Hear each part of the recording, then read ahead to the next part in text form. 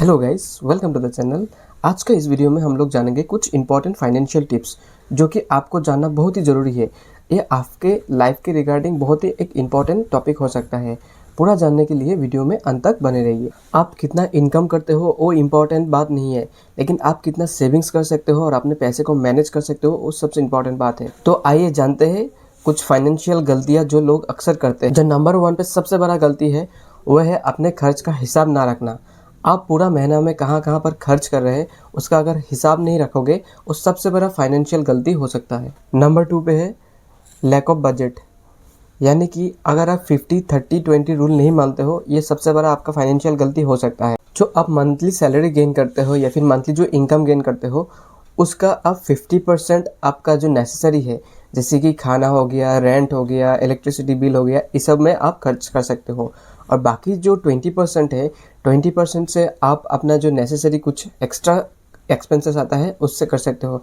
और बाकी जो 30% है उससे आपको ज़रूरी इन्वेस्टमेंट करना चाहिए, जैसे कि आरडी हो गया, म्यूचुअल फंड हो गया, एफडी हो गया या फिर पीपीएफ हो गया, कहीं पर भी, लेकिन आपको सेविंग्स करना ही चाहिए अपना इनकम का 30%। नंबर 3 पे है फ्यूचर के लिए बड़े खर्चों के लिए फाइनेंशियल प्लानिंग ना करना। फ्यूचर के लिए आने वाला बड़े खर्चे जैसे कि एजुकेशन, शादी या फिर कार खरीदना या फिर घर खरीदना, ये सब के लिए पहले से ही प्री प्लान सेविंग्स ना करना। नंबर 4 में है इजीली एक्सेसिबल लोन।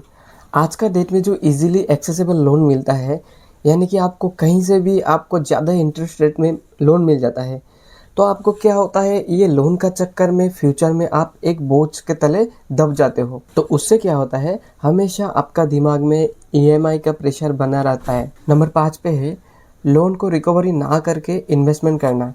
जो आपको हायर रेट ऑफ इंटरेस्ट में क्रेडिट कार्ड मिलता है उसका लोन आपको पहले ही क्लियर कर देना है, उसके बाद में जो पैसा बचता है उससे आपको इन्वेस्टमेंट करना चाहिए, नहीं तो आपको हमेशा एक ईएमआई का प्रेशर बना रहेगा। नंबर 6 जो सबसे बड़ा गलती करते हैं वो है इन्वेस्टमेंट में डिले करना। अक्सर बहुत लोग सोचते हैं कि सैलरी बढ़ने से हम लोग इन्वेस्टमेंट करेंगे, लेकिन ऐसा बात नहीं है। आपका जो भी इनकम है उसमें से जो भी सकते हो आप मिनिमम से मिनिमम एक अमाउंट आज ही से इन्वेस्टमेंट करो, क्योंकि बाद में जाके आपके खर्चे भी बढ़ने वाले हैं। तो ऐसे रहते रहते आपका बहुत साल चला जाता है, फिर आपका कोई भी इन्वेस्टमेंट नहीं होता है, इसीलिए बहुत लोगों को बाद में रिग्रेट फील होता है। और नंबर 7 पे जो है आज का डेट में सबसे कॉमन ये वाला मिस्टेक लोग करते हैं कि रातों रात रिच होने का सोचता है। गेट रिच क्विक स्कीम में लोग इन्वेस्टमेंट कर देते हैं, जैसे कि कोई पोंजी स्कीम आ गया कि इतना दिन में पैसा डबल मिलेगा, या फिर शॉर्ट टर्म में लोग बोलते हैं कि हम हर महीना में आपको 10% करके देंगे आपका प्रिंसिपल का। ये सब कुछ नहीं है, सिर्फ जस्ट आपसे एक पैसा उठाने का तरीका है उन स्कैमर्स का। तो ये सब स्कैम का चक्कर में आप लोग बिल्कुल भी ना पड़े, क्योंकि याद रखना, invest always for long time, क्योंकि लॉन्ग टर्म का इन्वेस्टमेंट ही आपको एक अच्छा रिटर्न दिला सकता है। नंबर 8 में जो है वो आज का डेट में सबसे कॉमन गलती हो चुका है, जैसे कि आज एक हवा चल रहा है ट्रेडिंग बोल के, कि कोई भी शेयर मार्केट में ट्रेडिंग करके पैसा कमा लेगा और कोई भी काम धंधा नहीं करेगा। ऐसा नहीं होता है। ट्रेडिंग जो होता है, सेबी का रिपोर्ट अनुसार 95% लोग एक दिन में एफएनओ में पैसा गंवाते हैं और 5% लोग ही प्रॉफिट कर पाते हैं। इसीलिए विदाउट एनी नॉलेज ट्रेडिंग का आप ट्रेडिंग ना करें तो बेहतर होगा। नंबर 9 पे है आज का डेट में फोमो में आके ज़्यादा से ज़्यादा म्यूचुअल फंड स्कीम्स में इन्वेस्टमेंट करना। मेरा कहने का मतलब है कि आप 10-20 टू म्यूचुअल फंड में इन्वेस्टमेंट ना करके 2-4 टू ऐसे कुछ क्वालिटी फंड चूज़ कीजिए जिसमें आप इन्वेस्टमेंट करेंगे तो एक आपको अच्छा और स्टेबल रिटर्न मिल सकता है। आजकल बहुत लोग बोलते हैं कि कुछ ऐसे थीमेटिक फंड हो गए, जैसे कि इंफ्रास्ट्रक्चर हो गया या फिर पावर सेक्टर हो गया या फिर आईटी सेक्टर हो गया। मेरा हिसाब से आपका जो पोर्टफोलियो रहेगा म्यूचुअल फंड में उसका कुछ एकदम लेस परसेंटेज, जैसे कि 100% अगर आप इन्वेस्टमेंट करते हो उसका 5% आपको थीमेटिक फंड में देना चाहिए, क्योंकि वो बहुत ही एग्रेसिव होता है।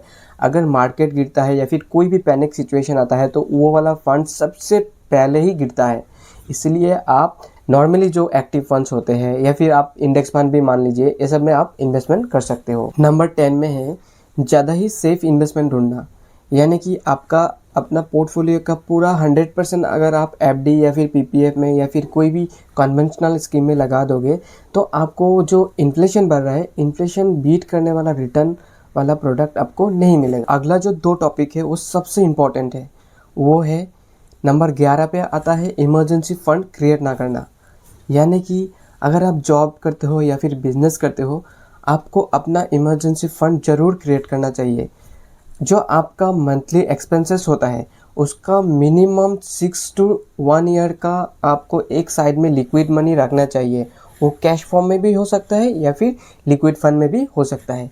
मान लीजिए कि अगर आपका जॉब ना रहे कल का डेट में, तो कम से कम आप इस इमरजेंसी फंड से 6 महीना 1 साल तक गुजारा कर सकते हो।